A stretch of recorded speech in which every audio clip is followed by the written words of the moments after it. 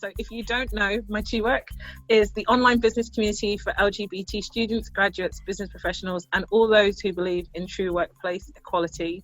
And we work with a number of different clients and businesses, community organisations from around the globe in utilising our existence in the workplace and beyond. Today's session is about allyship. So without further ado, I'm handing over to Jessica Chu to lead today's panel. Thanks, Chloe. Hey, everybody, welcome. Lovely to have you with us. Good evening, good afternoon, maybe good morning if you're dialing in from the US, and so lovely to have you with us. Today, as Chloe said, we're talking about allyship, and I wanted to kind of run you through a bit of a presentation that I've got.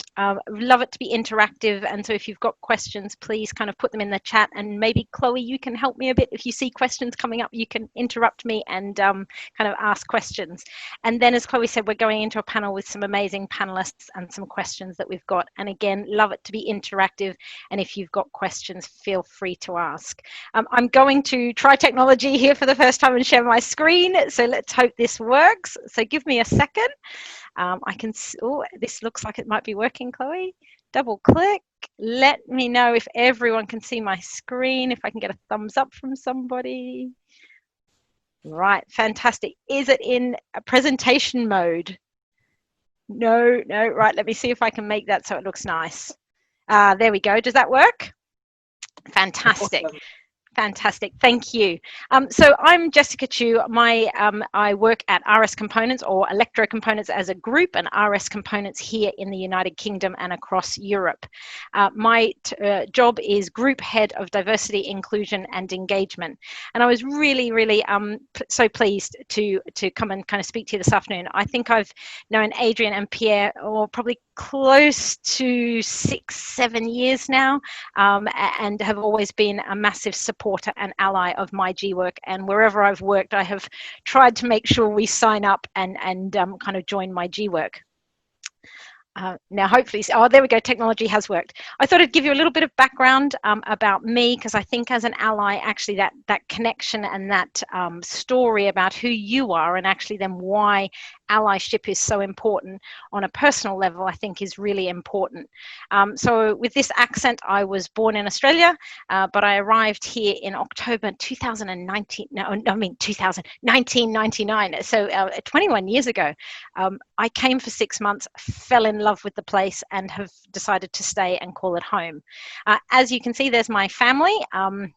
So 2 children, husband, and definitely, you know, deeply rooted here in the United Kingdom. I've spent the last 20 years kind of in banking, and recently, kind of 18 months ago, you know, or about that, decided to move sectors, and RS Components sits in the engineering and technology sector, and it was a great change for me to make, and I've absolutely loved the change and been really refreshed by that. I've been doing these types of roles for about a decade now. I hate saying that out loud, a decade, that sounds so long, doesn't it? But I've learned so much along the way, from kind of starting out in this type of role, and then leading teams, and now really building a strategy from scratch, absolutely having a blank canvas in front of me and being able to design that strategy with amazing people at RS Components.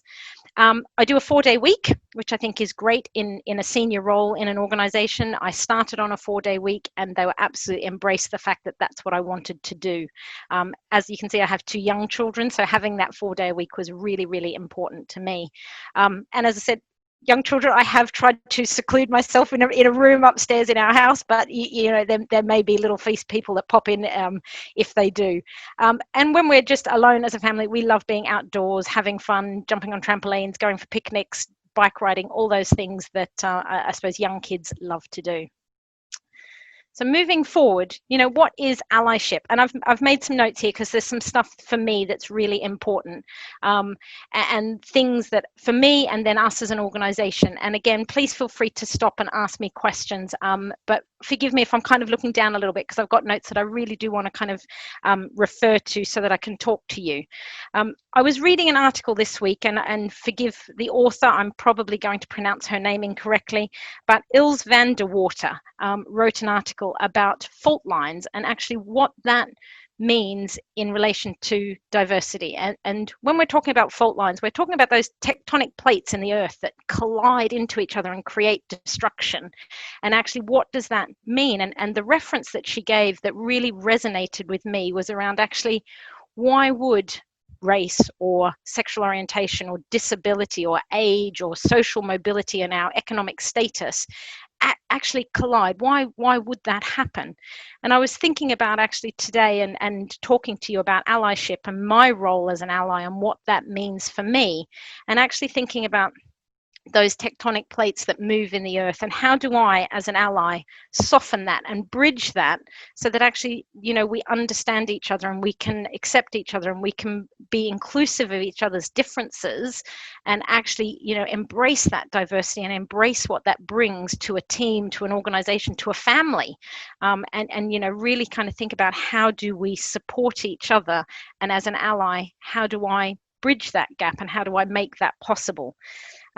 I think for me, you know, the role of an ally, I'm hugely passionate about. Anybody who knows me personally knows I'll probably start crying soon, so forgive me.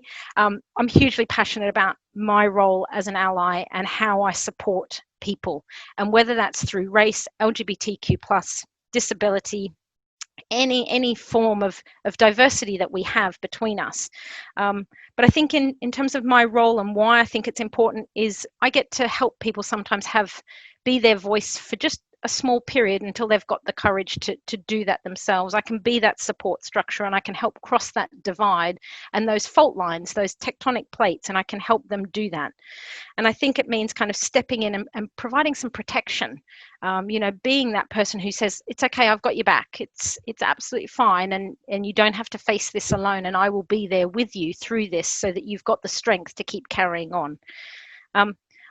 Over time, I've realized I don't always get it right as an ally, but I think the biggest learning curve I've been on is realizing that actually, you know, although you don't get it right, actively listen, be prepared to learn, you know, ask questions, but also show up, be there. Don't say you're an ally, but then not be there when it's really important and when it counts. And I think they're the things that I would say to anybody who's you know, trying to be an ally. It's about being there. It's about showing up. It's about having a voice and using your voice to support others. As you saw, I'm a mother. You know, I've brought 2 children into the world, and I think actually it's my absolute obligation to not only my children and my family, but to society, that I bring them up in a world that I remove those barriers for them, but I teach them how to be allies, and actually teach them that actually sometimes we do sit in a position of privilege and sometimes we don't. And actually using that position of privilege and using that voice and using that to create harmony and not division is really, really important. And so as I bring up my children, I really want them to do that and use their voice as they get older. Moving forward, I found this wheel of power and privilege not that long ago. And again, you know, giving credit to Sylvia Duckworth, who kind of put this out on LinkedIn, or somebody put it out on LinkedIn. But obviously, Sylvia created this. And I thought it was a really great kind of opportunity to think about how does allyship and privilege and power come together. And you know, 2020 has been a year I'm not sure many of us really want to revisit, but I think it's also been a year for me that has, you know, absolutely crystallized what allyship means, and how do we provide that, and how do we support that, and how do we give our allyship to people. And this wheel again kind of brought it into focus for me. And again, forgive me because I've got some notes around things that I kind of just wanted to mention about it. But you know, as we look at the center and we think about, you know, the center of the wheel where it's got power, and we look at those pieces of a puzzle, or the pieces of the wheel, the segments of the wheel, actually, you know, how many of us actually tick or sit in those boxes? And I recognized for myself as I kind of went round, I'm white, I'm high school educated, so I zigzag out. I see myself as able-bodied, I'm heterosexual, I see myself as neurotypical, I see myself as robust, I kind of come out to the average. Own property, I see myself as middle class, I was English born, I'm a cisgendered female, and I'm a citizen of 2 countries, Australia and here in the United Kingdom, where actually I have this privilege. I have that privilege that is something that I have. And actually, how do I use that privilege and that power to support and be an ally to the outer segments, the outer pieces of the wheel? And I think it's really important that we think about that, and we, as organizations and as people, and people within organizations, how do we support that? Governments are too slow to react, to provide that privilege and to provide that power and that support and that allyship to people who sit on the outer part of this wheel. And if we look at governments in its current form, actually governments kind of represent that very inner circle for us. And how do they then provide that power and privilege and spread it out so that it's not so kind of I suppose uneven. It should be zigzagging in and out of the wheel to provide that power and privilege to people. And so I think, society, we've seen this over the last couple of years, but I think society is really demanding of organizations to step up and make the change that governments can't make. Be in that position to actually provide that allyship to people and make sure that roles aren't, organizations aren't recruiting from certain pools and ignoring other pools of talent, that they're, equal pay across race and gender, and that we're seeing, that, the LGBTQ plus community has a safe place to be within organizations. And so I just, wanted us to reflect on this wheel of power and privilege and think, actually, where do you sit and how do you interact with the outer elements of the wheel, the outer segments of the wheel, and provide that allyship to people who sit within those outer segments of the wheel? And that, as we kind of move forward and think about 2021 and beyond, actually, how can we, as people and as organizations, what are we doing at RS to make sure we provide that privilege and power and allyship to the outer segments? And I don't want this to seem really trite in what I was saying, but, all year, I think we've said it to 5,000 times this year. You're on mute. Hello, sorry, you're on mute, and turn off your mic. Actually, let's not treat allyship like we're on mute. Use your voice, stand up, use your privilege and your power to stand up for people who don't have it. We should all have it. It shouldn't be a wheel of power that is solely focused on the center, but it is at this point in time. We need to constantly challenge and change that and show our allyship to people who don't sit in the center of power. And we need to move that power center out of that, where it sits in this wheel. And so that would be my plead, my ask of people who are allies and thinking about it, that we really, kind of contemplate this wheel and take ourselves off mute and use our voice for people who need it the most. Moving forward, I know that's really that's how I feel. I know it's a bit deep, but I would ask that of people who are listening and watching today. At RS Components, I'm really so kind of proud of who we are as an organization. We don't always get it right. We make mistakes. We are learning. But I think, we try really hard to provide allyship, to provide a safe space, to provide opportunity to recruit from diverse pools, to attract diverse talent to our organization. Here's just a snapshot of some of the things that we've done. Coming out day, we wanted to make sure that we gave people something that they could use on their social media accounts, so that they could go and actually say, I'm a safe person to come out to. Through LGBTQ plus History Month, down the bottom, and you'll see with the A listed next to the hands there, these are banners that we make for our global organization. So this is for our Americas colleagues. So again, they could use this on LinkedIn or their email banners. And then, we've got people like Vicky, who is transgendered. She sits in the Philippines at the moment. She is Malaysian by descent, and she won't mind me kind of very high level telling you her story. Her father's in the military. She comes from a Muslim background, and so you can imagine her journey. If we just stop and just for 1 second, again, visualizing that wheel of power and actually what that might mean for her in her community, and actually, her story, it really resonates with so many people across our organization, and her support and voice within our organization is really important. And then, we're always talking about bringing your true self to work, and whether that is around race, disability, age, mental health, whatever it may be, we want our people to bring their true self to work every day. And so this is just some of the stuff that we've been doing at RS over the last kind of 12 months this year. moving forward, again, I can't take any credit for this, but I found it and I thought it was really, really some great content and some really bite-sized pieces of content that people could use. And this is by a company called, and now the name has just escaped me, but I will find it before we end today so that I can tell you actually who it's by, because it's really important that I give credit to who created this. But you can see some of these things about microaggressions, thinking about how do we react and how do we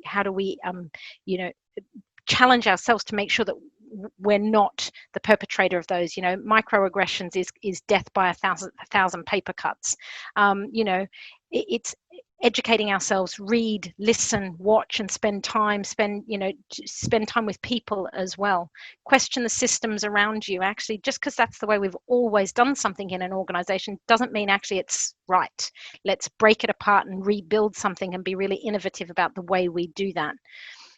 And hopefully you'll be able to share these slides, Chloe, later. But again, here it's, be open to feedback, be curious, be courageous enough to say sorry, and be there when others need you. And I think that one really jumps out at me as an ally, and things that we try to do as an organization and across the globe for us at RS Components. So that's the end of my presentation. Again, really open to any comments, feedback, any questions that anybody may have.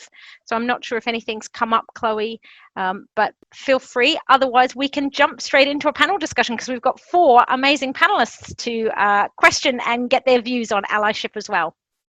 There's just been one question, which is what books are recommended, and I think we're all going to have different books that have worked for us in different ways. So maybe we might I'll put my teeth back in. Maybe we might pick that one back up when we get to kind of the Q&A. As we go through, we can all kind of give a book that we would recommend, and that would help answer Charles's question.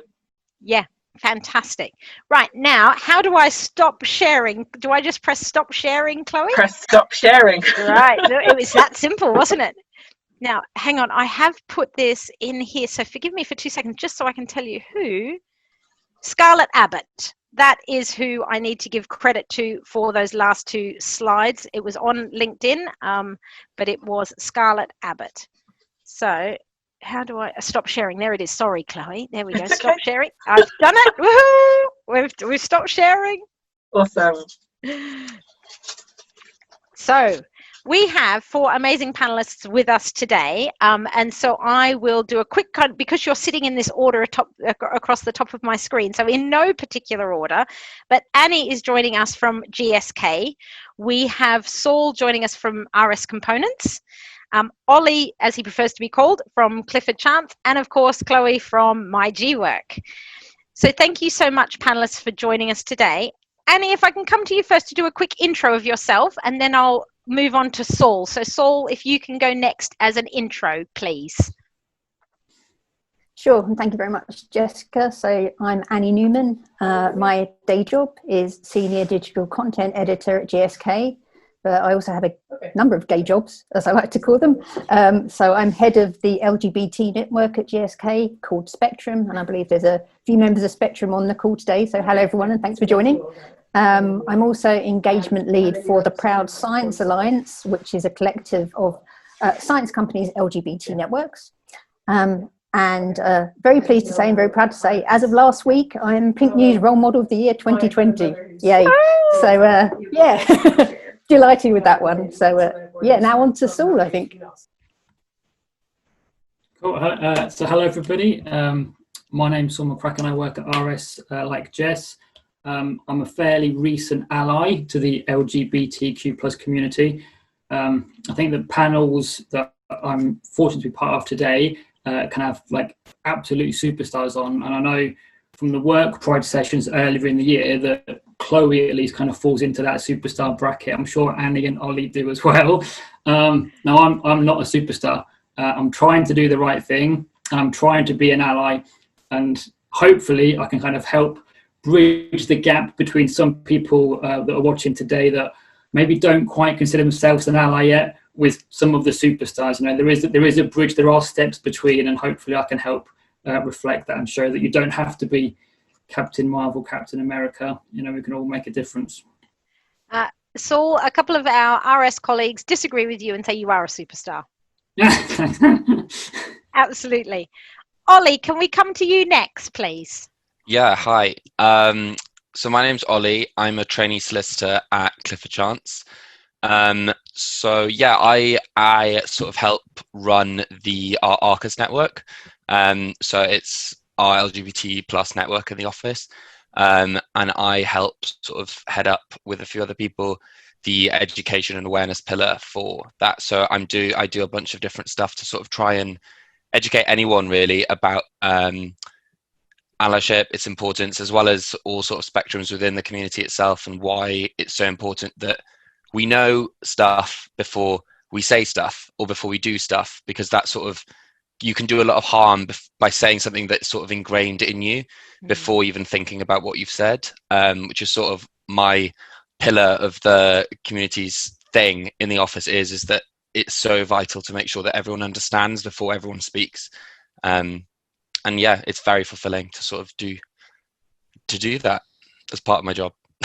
Brilliant. Thanks, Ollie. Really appreciate it. And for those who may be new to my G work and don't know Chloe, but I don't know anybody who doesn't, Chloe, quick intro from you. Like I said, everyone, I'm the head of training and engagement at my G work. I'm also a mum of two. Fantastic. Thank you so much. So we've pulled together some questions to ask our panelists. And again, feel free, really interactive. If something kind of crops up that you'd like us to know, please put it in the chat so we can ask as we go along. But Annie, I'm going to come to you first, if that's okay. And one of the questions that I'd love to ask you and get your thoughts on is around actually, why are allies important to the community? I think, first of all, we have to say it's 2020. We should find anyone that's LGBT to be themselves, ever they are. That's just not the case. There are still people in so many countries who are discriminated against. And even in the workplace, people can face discrimination. So, if you're looking at some of the figures out there, there's kind of 66% of LGBT young people suffer from bullying at school. 58% of them never report it, and half of them skip school as a result. And that just continues into adulthood, with LGBT adults more than twice as likely to suffer from mental health conditions than their heterosexual counterparts. And in the UK, 18% have been targeted with negative comments or conduct at work, which is just not good enough. And I know that the only way we're going to get that to change is to have amazing people, amazing allies to help us, because it doesn't matter how hard we are shouting as LGBT community.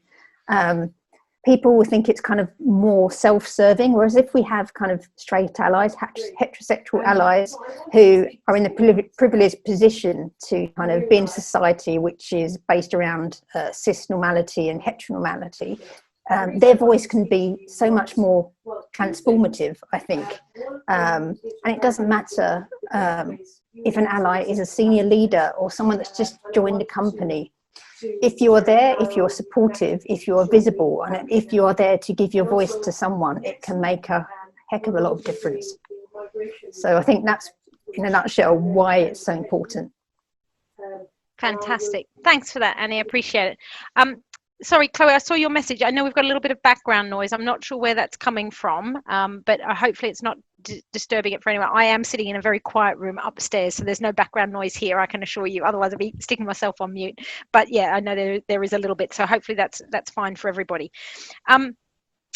Saul, if I can jump to you next. So I know, we've kind of talked about actually how can allies help create that, and to Annie's point, actually that voice of allies or cisgendered people or heterosexual people actually in the workplace to support and be there for the LGBTQ plus community, and actually have that voice that sometimes for an inexplicable reason can sometimes resonate and be louder when it shouldn't be, and it shouldn't be necessary, but it is at this point. Actually, how do we kind of build that and create that inclusive workplace?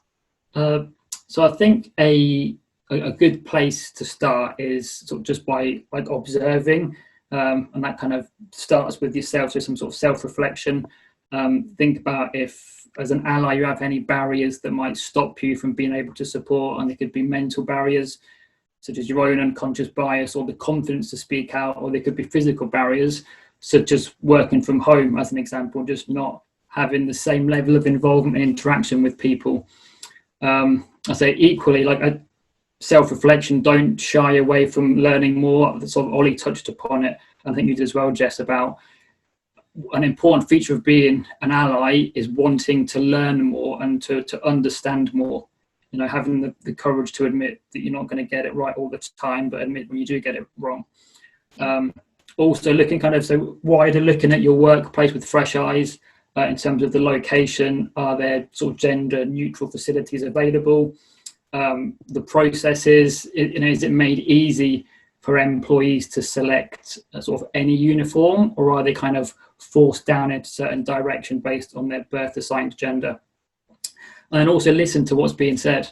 We do have people in the workforce today who still use terminology and attitudes that are kind of outdated. Some of it is knowingly outdated, and some of it is just ignorance. And as an ally, it's important being able to call that out when you do hear it. And kind of a tip that I heard recently is, if you're not full of self-confidence, you think, God, how would I react in that circumstance? You can prepare yourself beforehand, prepare like just a line or two, practice saying over and over again. So when you do hear something, you can say it straight away and be confident. You don't have to think and kind of shy away and then you've missed your chance. So that's kind of just a nice little tip for people to be prepared, and it can make a massive, massive difference to both the people that you're directing it to and anyone else that hears it as well. And then the last bit is just look for opportunities that, having observed, look for opportunities to make a difference. So, any surveys that come out, be part of forums where you can help, influence the strategy, the direction, the ethos of a business. And that goes beyond work as well. So, there's all sorts of things you can get involved in, government surveys, etc. That's what's important. Just look, listen, and then, as you said, just kind of speak out and try and make a difference when the opportunity is given. Yeah, no, absolutely. Thanks for that, Saul. Appreciate it. Ollie, if I can come to you, because I know this was something actually that you're keen to kind of talk about from Clifford Chance and from what you're doing there. So, kind of why are allies important? Why is it that we need allies? You sort of touched on it as well, actually, in your sort of intro about how, we all sort of exist in like some element of an echo chamber where you sort of surround yourself with people that are somewhat like-minded. You typically work somewhere where some values reflect with your own. You see people like you there. But within every place, especially in like big corporations, so for example at work for me, there's so many different sort of groups within that, which I can be an ally to. They can also be an ally to me. And I think it's sort of vital for that to happen, because if anyone's outside of that middle of that circle that you put up on those slides, you're not going to be able to sort of access the rest of them without one segment sort of then talking to the others. So if you take that sort of analogy, it's so vital to have someone who's sort of outside the house sort of thing of, say, being a gay cis man. I can show up for a gay woman. I can show up for my trans colleagues, in a way which I can be an ally to them, but then also should be demanding that of the people that are not within the communities at all. Because once that happens, and true allyship happens both sort of intersectionally as well as beyond your parameters of where you're sat or where you're within sort of minority groups, that's when you sort of eventually, hopefully, will get to a point where these sort of discussions on allyship don't really need to happen, because at that point you've got everyone sort of realizing that we're all in the same boat and everyone can work efficiently and effectively together to make everyone's experience one which is sort of grounded in a degree of equality and sort of peace, which would be lovely. Yeah, and respect, isn't it? It's grounded in respect for each other as human beings. How do we feel? Chloe, before I come to you, any questions on the chat that we need to? No, everyone is kind of just sharing experiences with each other and kind of resonating with what all the panelists have said so far. So it's really nice to read, and thank you for being so vulnerable and so open, especially Charles for sharing. We hope that we can all support each other. Fantastic. Thanks for that. Thanks, Charles, for sharing. Chloe, can I come to you? So I know, you've kind of talked about actually what it means for you to be an ally, and actually, your experience in that. So if I can come to you with that question. Yeah, I think we've all talked about it, really. There's no one person gets anywhere on their own.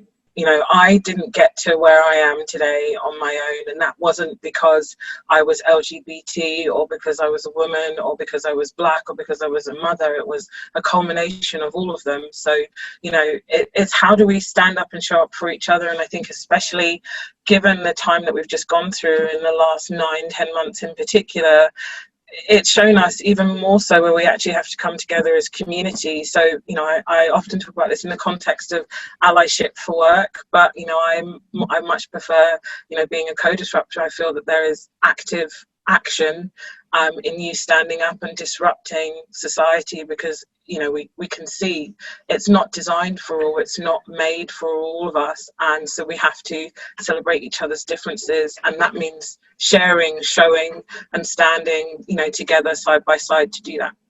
Yeah, no, absolutely. And I think, that's that call to action from organizations, isn't it? It's about being that positive disruptor and actually saying the system doesn't work. That center of that circle around power just doesn't work. We need to throw the whole thing out and start again and actually, look for the differences in ourselves and bring that together versus having that homogenous kind of group of people. So I think that's definitely, resonates with me. Annie, if I can come back to you. So if somebody was wanting to be an ally, what kind of advice would you give them around that? What would be your top tips for somebody wanting to be an ally?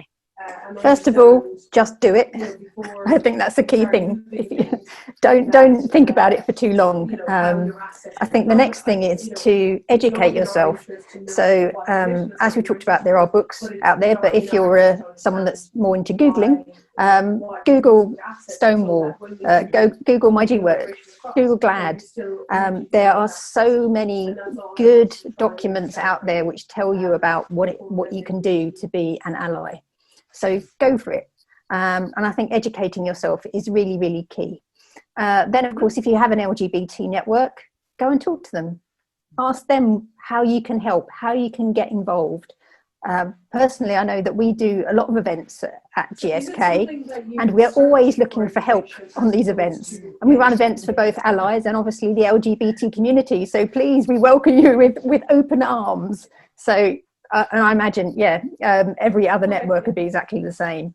And then I'd say, other piece of advice I'd say is, I was on a call with Chloe, I think it was earlier in the year, and she said what she just said now about being a co-disruptor.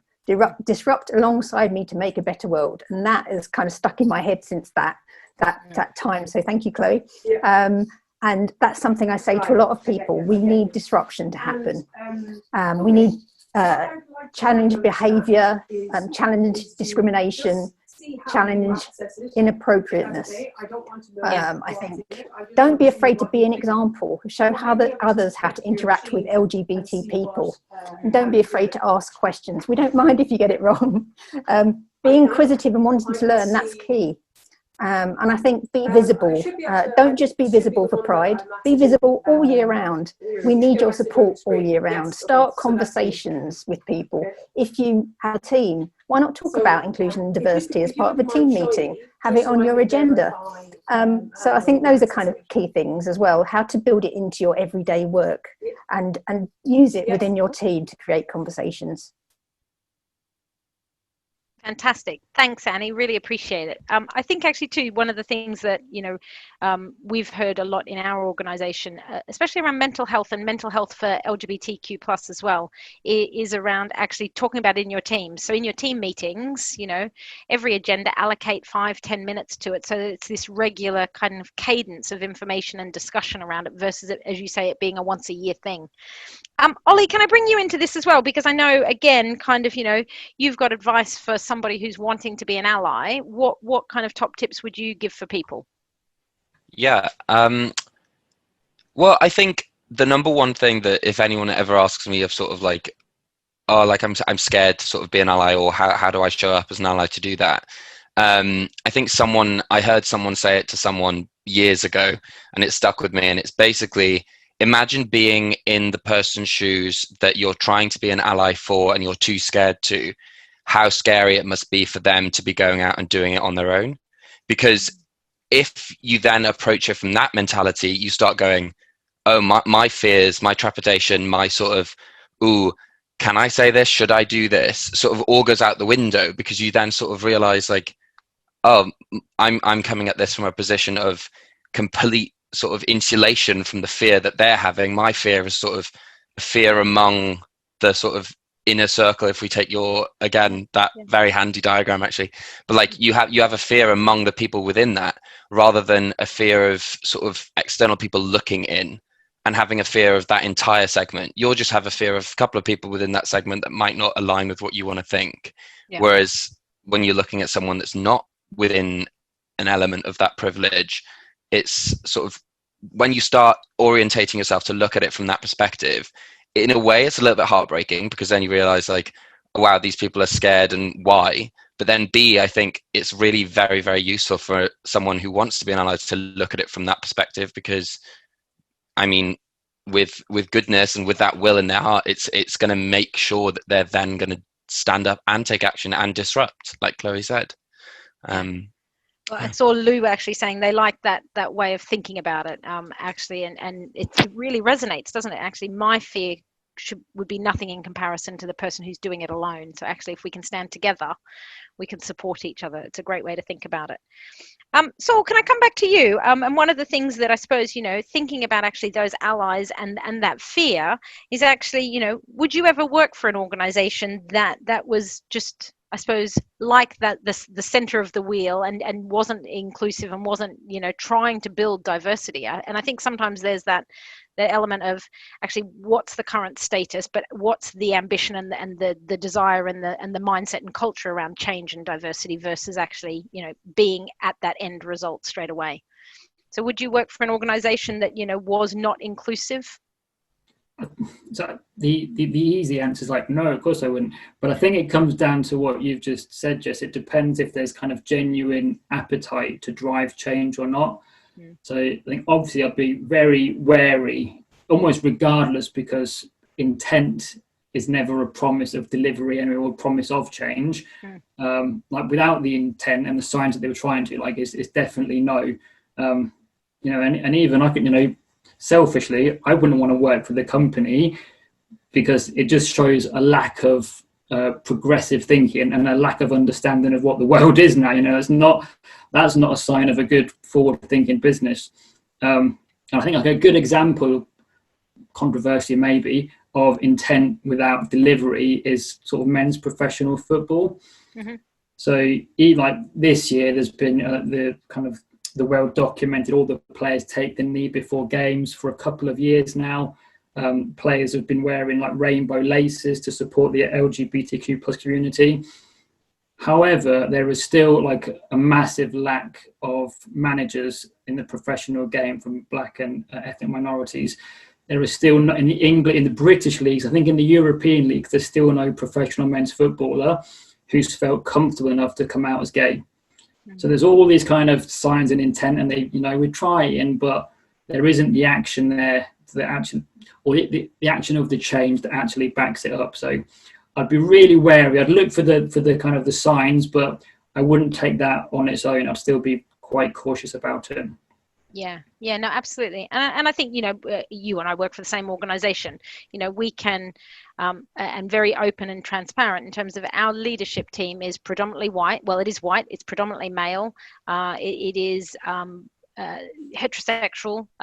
It is of a certain age.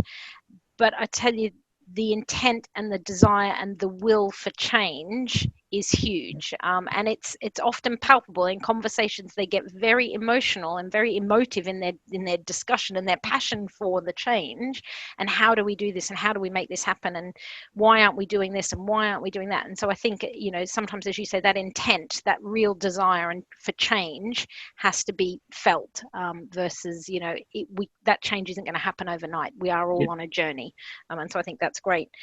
Chloe, can I come to you, because I know, thinking about how do we help build that inclusive workplace? And if I can get you to answer it from both kind of perspectives, one from you personally, but also from my G work. As I said, I've known Pierre and Adrian for a number of years now, and I love what my G work represents, and I love how actually it's building inclusion and the intersectionality of it, and how it helps organizations build that through things like this, but also, you know, recruitment. So how do you kind of see that we create that inclusive workplace and through allyship as well? Sure, I guess I'll start first with the organisation. So for those of you that don't know or just kind of joining in, we actually started, I think it's about 5 years ago. I'm still trying to find out when our birthday is. It's about 5 years ago, and we started as a job board. We started as a place for LGBT people to find work where they weren't afraid of discrimination, they weren't afraid of being outed in the workplace. It was somewhere where they could put the skills and have a career. And over the last 5 years has become this amazing community for LGBT people, but also our allies alongside, to talk about news, to share best practice, to share our events, to actually still continue to find work. There's still many jobs on the board, and we're really proud of the fact that all the jobs are live. There are no stale or stagnant roles on the platform, and there are over 350,000 members now around the globe. So it's finding everyone and coming together, and I think having that space, having that safe place where you know that you can be whoever you want to be, but also that all the employers on our platform are all inclusive employers. There's no employer that is just doing it for clicks or likes. You know, every single person that we work with, there has been some form of dialogue where we've actually gone and asked, where are you at the start of your journey? Are you at the start? Are you, you know, further ahead? And then how do we help facilitate that? So I think from that, it's continuing to create that space via the platform, via the work that we're doing, and then other people sharing that. So, you know, like Annie said, having the sessions like this, sessions like today, coffee breaks, student breaks. I'm saying this because I want you all to go to the website and have a look. So I'm not just telling you everything. Like, you actually have to go www.mygwork.com. But I think in that aspect, it's actually just having the space to do that. There are very few spaces like ours that do what we do for LGBT people as the centre. I think personally, you know, I said this in the summer, I've continued to say it. On some aspects, I am fundamentally, emotionally and physically exhausted. This has been an incredibly tough period, not only as a Black woman, but as a parent. And so I really now need everybody else to help continue to do the work that I do every single day just by existing. I'd love to be able to exist alongside other members of my society and not have to think about some of the barriers. So I think someone put in the chat, you know, it's about, you know, the work that we do at all times, and it's not for the more marginalized people within our community to continue to keep telling you about our experiences. It's about our allies to be active at all times and to share that. So, you know, I don't want someone to just be talking about my bisexuality, like I think it was Caroline, I apologize, it's gone past quick, but like someone said, just at Bi Visibility Week. You know, I want you to be talking about lesbians, not just at Lesbian Visibility Week. It's not just the significant recognition days, it's actually how do we utilize all of our differences at all times. And that means talking about it, it means sharing it, it means, you know, you talking about this panel with other people. You know, you didn't just come for the bingo, you actually came to be in a space to learn. And I'm just going to steal one of the questions that's in the Q&A. Someone says, how do we move? I was just about to say, actually, I've got some Q&A questions that have come up. Go for it, Chloe. How do we encourage authentic allyship and move people away from performative allyship? It's, you know, the reality is we all have to do this. You know, I would hope I am an ally to everybody else in my LGBT community. I'm an ally to other parents. I'm an ally to other Black and brown people. I'm an ally to everybody. And so that should just be a given. You know, I am a mental health survivor. So in every conversation I had with any single client over the summer period, I was like, so it's great to talk about your training, but what are you doing for the well-being for people within your business, especially LGBT people? Use the power, privilege, platforms that we all have as individuals, and we all have it, to continue to tell each other's stories and continue to share where we know that the difference isn't there. And I think collectively that's how it will work. So yeah, no, absolutely. Thank you for that. Really appreciate it. I'm going to go to one of the questions that we've had that's come through the chat. So, from Anonymous. So how, as allies, can we make sure that we're showing up, but not just speaking over LGBTQ plus people? but also not speaking it, but not speaking over LGBTQ people. Who from the panel would like to kind of address that? I don't mind. Yep. I think the number one thing is to listen, because if we're having authentic conversations, then you're showing up as a proper ally. The person that you're showing up for as an ally in that conversation or in that situation with you should feel comfortable enough to go, hold up, you're talking over me and that's not cool. And you're here to listen to me and show up for me and fight for me going forward. But in this moment, you're not doing that. You're actually doing the opposite by trying to speak over me. And if you create those conversations in that sort of situation and environment, that's the most conducive to change actually happening, because you've got a very honest conversation and candor throughout the whole thing. So that's with your allies, who then take that forward and go, oh, that wasn't cool for me to do in that situation. I'm not going to do that again. And I think that's the number one thing, is to foster sort of an environment where whoever's in that chat with you can go, nah, that's not cool right now. Listen, and then we'll chat about it, because then you're going to be better informed about what you need to say or what you should say. Yeah, no, absolutely. And I think too, it's coming along to things like this as well. I know I come along to as many as I possibly can, whether it's LGBT, race, disability, just trying to learn, raise my own consciousness on topics of things that I think I know something about, but actually we can always learn more. Every day is a school day. And so actually having that ability to listen and just absorb some information and absorb somebody's story, I think is really important. Another question's come through from that, and then I'll kind of come back, but we'll see. I know we're getting close to time. So Emily, I'd like to ask the panelists who are not members of the LGBT community, through their own personal identity, what made you put yourself out there when you didn't have to? Saul, I think we're going to come to you. Cool. Wow, good question. I thought it seems a bit of a wishy-washy answer, I think, but it felt like the correct thing to do. And I owe a massive thanks to the people within RS, to one of my colleagues, Preston Taylor, to the Spectrum community that he has helped to form. Because without that community, without that availability of the community and the education I've got from it, I definitely wouldn't be here talking to you today. And I don't know how much I would consider myself an ally if someone spoke to me in the street. So once it was made available, it was like, well, yeah, of course I would. And I'd already started to get involved in, we have like an Elevate, which is more around gender equality group. I've been part of that. And I think to echo Chloe's point as well, I think once you start trying to get involved and trying to look out for the different communities, you almost sort of can't help but see where things are a bit unfair, and where the position of power that you are fortunate to have can help make a bit of a difference. And so has that answered it? Yeah, I think so. I'd probably add to that, because I'm an ally to the community, and I think for me the reason why I support the community and why I'm an ally, and why I'm an ally to any community that I can be an ally to, I think is I fundamentally, as a human being, believe in equality. I fundamentally, in my core, believe that actually just because you're gay or trans or black or disabled or younger, older than me and my human being existence doesn't make us not allies and not friends and not the same. Why should I get treated any differently to the person standing next to me? And I think that's kind of fundamental to who I am. And so it just resonates that actually I would want to step out and stand out and be an ally and protect people if I saw that inequality and that injustice. That was a much better description of what of doing the right thing. Just I was trying to encompass all of that. Fantastic. No, Saul, you did a great job. Another question's come through. So I'm going to take the questions from the chat versus the questions we kind of had written down, because I know these are ones that people are asking. So it has been a hard year for many. Do you think it has taught you anything about allyship?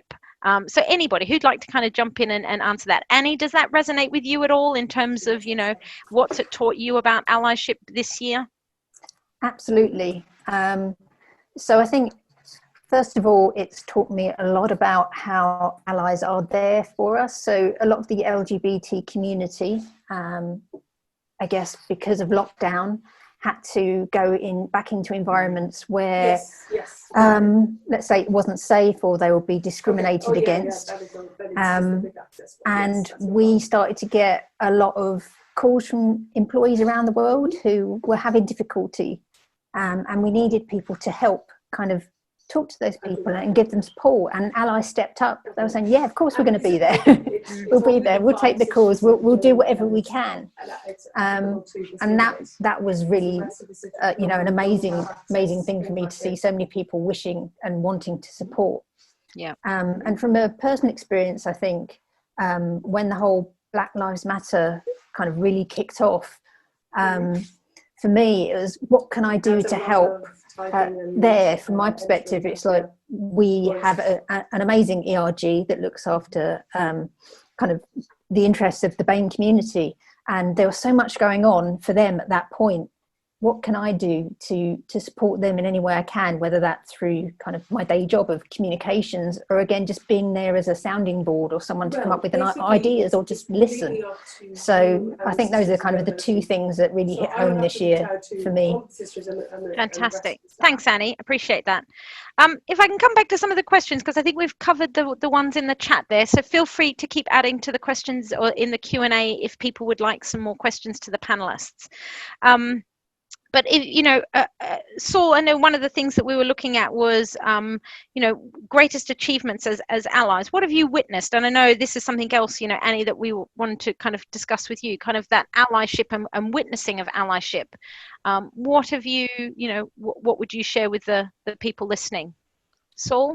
Well, yeah, so this sort of comes back to my early, I think, honest point about not being a superstar. Like, I've not got any examples. I'm not responsible for the sort of the gender neutral bathrooms we've got at work. I've never stopped a homophobic attack in the street. I try and do the right things, and I'm learning. We had an example recently where I kind of labelled a group of individuals as, oh God, those males, and actually included a transgender male in that. And the person spoke to me afterwards, and they're like, I kind of like that you kind of called me one of the males, the group of males. However, you've in a little bit, you've kind of failed to acknowledge all of the individual challenges and experiences that I've had that kind of the other 3 or 4 people haven't, which was a really good point. And kind of, and I'll put that person in a difficult position that I never should have. But we had a really good conversation about it, and again, it's a learning for me. I'm not perfect. I'll continue to make mistakes, but I'll admit it, and I'll remember it for next time. Yeah. So for me, it's that really doing the small things, and most of all trying to educate myself to be a better ally. Yeah. Well, I think that comes back to Ollie's point, doesn't it, about actually listening. So actually, as an ally, I know I need to sit and listen. And actively listen and take it on board. And I think that's what you've just kind of said. We're not always going to get it right, and we will make mistakes. And it's owning that mistake, apologizing for it really authentically, and then listening. Annie, what would you add to that in terms of, I suppose, kind of, best allyship moments that you've witnessed? I know you were just talking then about, obviously, allies stepping up to man phones to support, colleagues that have had to, possibly had really difficult times this year. Is there anything else you'd add to that? Yeah, so I would say one of the most amazing examples I've seen, and it's been happening over the last 2 years, is we have an amazing ally called Terry, who came along to a Stonewall's Allies Day training that we did with some other companies, and it just ignited his enthusiasm. We have a workplace group for Spectrum, and straight away he's saying, "This is what I've learned, everyone. This is great." It's like fantastic. He originally reached out to us because he has a transgender son, and wanted some advice, wanted to connect with other parents of LGBT children. He decided that he wanted to be really proactive, so he wrote a piece about living, and growing up and being a parent of a transgender child, and tried to offer tips and advice. We were very lucky to put out on LinkedIn and also share internally. And from that, it kind of escalated into now he's kind of set up within Spectrum a group for transgender parents, so they can all LGBT parents. So they have a great support network where they can obviously kind of talk to each other about similar experiences, ask for advice. He's now started also to go out and speak at events about what it's like to be the parent of a transgender child. So that's fantastic. And recently as well, he's really started getting to grips with sharing articles and sharing opinions on our workplace group. So he wrote a great piece about his thoughts regarding the Tavistock ruling recently, and also around Transgender Day of Visibility. He was very crucial in kind of pushing out communications and raising awareness of what it meant. So for me, he's been like an absolute star, and I think that's the kind of extreme of allyship. He's kind of gone all guns blazing, which is great. But it's just been so amazing to see that happen and to see him grow, and his learning grow, and his kind of his courage growing as well. And now he's happy to speak to anyone about LGBT, which I think is fantastic. Yeah, absolutely. And I know from our organisation, and Ollie, you've probably got the same at Clifford Chance. You know, we've got a number of parents of LGBTQ plus children, and sometimes young children, and sometimes young adults, and actually their story and their journey, and being prepared to kind of share that internally and then find their voice externally, to support other people within the community and other parents of children within the community is amazing to see. But their allyship around it, and actually their passion for it and their desire to share that and support people is just wonderful to witness. Chloe, I'm really conscious of time. We've got about 2 minutes left. Is there anything in the chat that we want to kind of highlight? I know there was kind of any books. So does anybody have a book that they would recommend? Because I know that was one of our first things. I actually just saw a comment in the chat from Lee, so I'm hoping that I could bring that in. I think it was talking, Saul was obviously talking about how they feel as an ally. And so Lee says, in reverse, as an ally, do you feel a part of the LGBT plus community and equal to those who identify as LGBT plus? Sometimes allies can feel like they're not part of the family. What can the LGBT plus community do, I think is the word, to be more inclusive of our allies? Well, I think it goes back to what I said. It isn't just an LGBT plus thing. We should be allies to each other across all spectrums. So no one family is going to be perfect. There are always going to be dysfunctional parts, but everybody is welcome. I think often I do this on my training session. I expand the plus, and the A for ally is always part of the conversations and the trainings that I do. You're always included. But I also think it goes back to much of what some of the questions have been saying about, when is it performative and when is it actual real allyship? When is it about speaking over or actually knowing when is the right time? I think it all comes back to knowing and how we take up space. So how do we take up space for each other, and moving forward, how do we make sure that if we're being invited to panels that they're truly inclusive and that they're diverse, that it isn't just LGBT, that it's diverse of neurodiversity, that we're looking at people from mental health, lots of different backgrounds. And that's just showing allyship in our own communities as well as outside. Are there enough women? Are there enough people of colour? There are all different ways in which we can give up space and know that it's not always our time, that we don't always have to be included.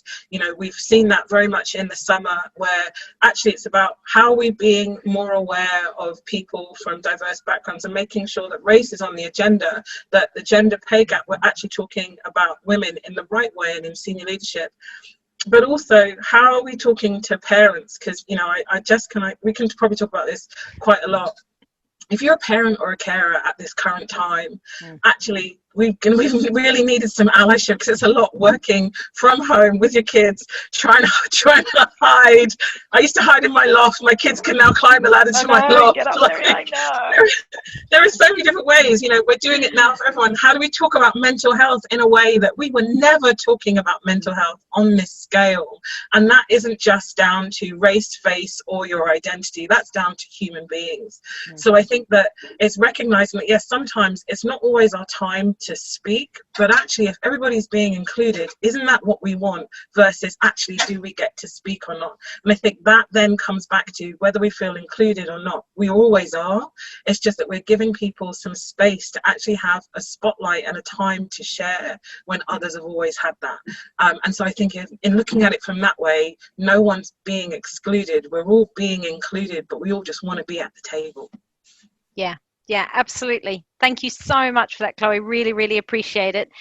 Annie, Saul, Ollie, thank you very much for your words of wisdom and your input into our panel around allyship. And I hope everybody on the chat and who has joined us as participants has enjoyed and found it informative and useful and given you some food for thought. So thank you very much. So Chloe, if I hand back over to you, because I know you're going to go and decorate behind. Wherever I get. So, I was like, maybe we could have. I know you got to go, Jessica. I've got Christmas drinks myself. we gotta go. You've got your Christmas quiz. But no, thank you all so much. Thank you to all the panelists, our partners, for everyone being involved. Really do appreciate. Thank you, Annie, Saul, Jessica, and Ollie. Like we said, this session will be available on our platform. You'll be able to find it in a couple of days, but for now, you can find it on our Facebook Live. So please do go and share the broadcast there. My bingo assistant is here. Yay! So we're gonna go and get everything ready. The bingo balls, we're gonna get our cards. You should all have received your cards. You should have 2 cards. We will be starting again in 15 minutes. So go to the toilet, go and get yourselves a drink, go and get ready. It will still get your bingo cards. Get your bingo cards. Zoe should have sent them. If you've got any problems, she's in the chat, so please send a message. And then once we get started in those 15 minutes, I will explain the rules.